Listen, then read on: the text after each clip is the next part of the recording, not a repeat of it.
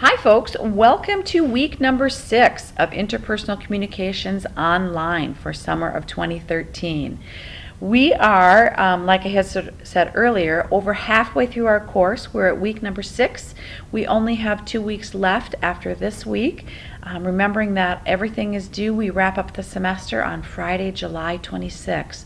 So you're within 22 days of being completely done with the course. I do just want to take a moment and just tell you how much I appreciate how hard you folks have worked this semester. The vast majority of you, and remember I have close to 90 of you this summer, have just done such a nice job of getting your work done. You're doing quality work, you're meeting schedule deadlines and due dates, and I know that can be really tough in the summer as you're balancing work and families and other commitments. So well done. You guys are doing a great job. Hopefully over the 4th of July you got a chance to relax and enjoy some family and friends time. And hopefully that gave you a little kind of refreshing boost, and now you're ready to kind of sprint through the rest of this month to get our assignments done. This week we are focusing on chapter 9, which is all about relationship initiation and development. Remember that the first part of the textbook is really giving you kind of the basic building blocks of interpersonal communication, giving you kind of the tools and the understanding of verbal communication, nonverbal communication, mediated communication, perception, self-concept, social identity. So those are really kind of the tools that are now hopefully in your interpersonal communication toolbox. And now the last section, the last 4 chapters, are really then how do you use those tools? You've got these new tools in your toolbox. Well, how do we apply them? How do we make our relationships stronger, healthier? How do we integrate this effective communication pieces that we've learned about? How do we incorporate those into our relationships? So you'll notice a kind of a shifting trend here as we move forward through the end of the textbook. So this week we need to do discussion posting number 3, and 2 responses to classmates are due tonight, Monday, July 8th, in the discussion area by 11:59 p.m. Making sure that folks it's a good time in the semester to go back, look at the grading rubric again, making sure that you're using definitions and page numbers, that you're applying concepts. Also make sure that you look back at your first discussion postings, your first 2, to see if I had any comments for improvement or suggestions for making your discussion posting stronger. So make sure that you do that before you post. And then the other 2 assignments that we have due on Friday, July 12th, is you have to take quiz 9, which needs to be completed by 11:59, and then you have your second paired interview assignment. And you'll notice that's what I have up on the screen, and that's what I wanted to talk about during this YouTube video, just to kind of, I know some of you have already started on this. I've looked at quite a few rough drafts of this, but I know some of you haven't, so I wanted to just give you a couple of tips on how to complete this assignment. And again, this is due on Friday, July 12th as well. So what is up on the screen are the instructions for completing this paired interview number 2, also called Kiss, Bow, and Shake Hands paired interview. It's called Kiss, Bow, and Shake Hands because you do need to use a reference book that is available in both of the HTC libraries. Also, a lot of the community libraries have this book as well, and it's just a book that has all different informations about all different types of cultures. And I'm going to ask you to, in step 5, to look up one thing about your culture in that book. So just kind of keep that in mind, that you will need to access that book in order to complete this assignment. I do have an option for you, and I'll talk about that when I get down to step 5. Okay, so for this interview, you just need to find one person that you do not know well. I don't want this to be a friend or a relative or someone that you spend a lot of time with, because the purpose of this interview is to learn about a culture that you don't know much about. So step 1, and just from a formatting perspective, folks, know that you can go ahead and just use step 1, step 2, step 3, step 4, step 5 as your section headings. No need for an introductory paragraph, no need for transitions between. You can just kind of do it using those steps. as your headings. So step 1, your first section, you're going to choose a culture that you're not familiar with and that you have a limited understanding of. You're going to list your culture and then list 5 things that you believe about that culture or that you have perceived about that culture. Again, knowing here, folks, that we're stereotyping or we're generalizing, but that's okay because we're going to take that next step and then interview somebody from that culture, and we're going to do that perception checking piece. So things that you might have believed about this culture, things that you have been told about this culture, things that you may have learned in the media about this culture, but just 5 things that when you hear this culture, things that you think about. Step 2 then, of course, is to find somebody in that culture and ask him or her if your listed beliefs and perceptions are accurate. So you're gonna need to say to this person, here are the things that I believed about, for example, the Korean culture. Will you help me understand if these are correct or not? And then share those, and then write a paragraph describing if your perceptions were accurate and if they were correct or not. Making sure that as you're analyzing whether or not your perceptions were correct or not, make sure that you include text concepts that'll help explain the accuracy of your perceptions. Making sure, again, to apply concepts, text concepts with definitions and page numbers. Also, folks, make sure to highlight those text concepts in a different color or font or in some way so that they stand out in your writing. Okay, for step 3, ask that same person to give them 5 perceptions of your culture. So we're kind of then now turning the tables and saying, I had 5 perceptions of your culture. You help me with perception checking. Now tell me things that you believe about my culture. And you may need to identify what your culture is and describe that to your partner.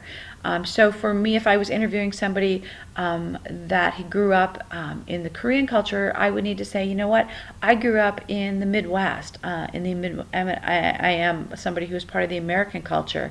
And then have them write a paragraph that then describes their perceptions of our culture. So what do they believe about my culture? Step 4 then is to write a paragraph describing the accuracy of your interviewee's perceptions of your culture.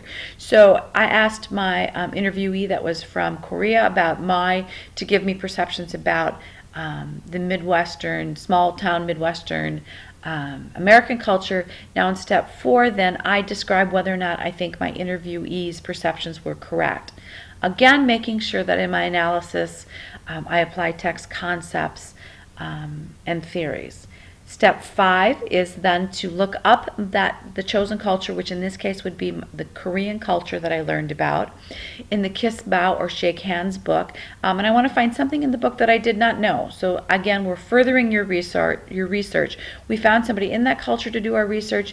Now we're taking an academic look at the same culture, and we're using the Kiss, Bow, Shake Hands book to learn something additional about that culture.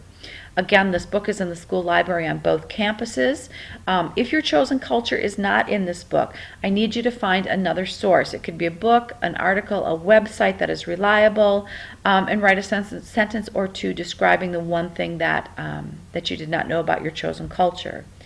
Now, if you use the Kiss Bow book, it's fine just to use a page number, because I know the Kiss Bow book and I'll know that page number is fine. If you use a website or a different article or a book, you do need to include a full APA citation for your alternate source. And I do have, if you're not familiar with APA formatting, I do have a very good resource website that I've hot linked off of our assignment sheet. It's right here on our assignment sheet. You can hot link right out to it, and it'll tell you how to do the in-text citation, which will go right under step 5, and then it'll tell you how to include the full citation at the end of your paper. And then finally, step 6 is to look at the conversational skills that were prevalent in your discussion with your partner. Write 1 to 2 paragraphs that focuses on turn-taking, reciprocity, and the listening styles that were present in your interview. Also look to see if you can recognize cultural differences in both verbal and nonverbal communication. So we're writing another couple of paragraphs here that's just specifically looking at the conversational skills that were present. The next thing we see down here is the grading rubric. Remembering again that if you are looking for an A, which would be 18 to 20 points, you're going to have all 6 steps. You're going to cite and highlight 5 to 6 concepts from our text, including definitions and page numbers. And not only are you going to cite them, but you're going to apply them. And this is where that application and understanding part comes in your analysis. You need to demonstrate that you understand and you have the ability to apply the information to your interview. So, as you do your interviews, be thinking about what text concepts and theories relate to what I'm experiencing here in my interview. Again, remember to include a page number from the Kiss-Bow book or a full APA citation if you use an alternate source for step 5. So that's the assignment, folks. Again, I am happy if you get a rough draft done and you want me to take a peek. I am happy to do that. You have until Wednesday, July 10th to get that to me, to have me take a peek and give you some feedback. And I'm more than happy to do that. It is amazing, folks, when I look at the people that, for paired interview number 1, I think I saw 32 rough drafts. And when you look at how those 32 students then scored on their final papers, their final paired interview number 1 drafts, of course they scored much, much higher because they had run the paper by me and made corrections and improvements. So if you're shooting for the higher grade, I really do recommend that you use me as a resource for that. So that is it for this week. Just kind of keep your eye on the schedule as we move forward. Feel free to work ahead, and I'm happy to help you with that. A lot of folks will get this paired interview number 2 done early and start right away on their final paper that is due on July 26th.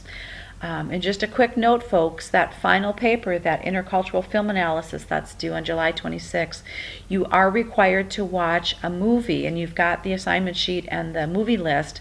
I handed it out at orientations, but you also have it under the content section of our D2L site.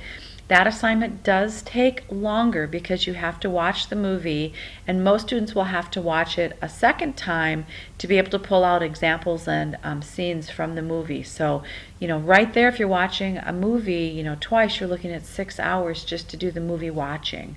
So please don't procrastinate and wait until the last moment. That paper is also a paper that I highly recommend that you get to me early, so that I can give you some feedback and suggestions for improvement, simply because it is worth 50 points out of 306 total for the semester. So do get an early start on that, so you're not having just to not do your best work at the last moment. Okay, that is it for week number 6, folks. Again, if you have any questions or need some help in anything, please make sure that you email me and let me know. Take care and keep up the hard work.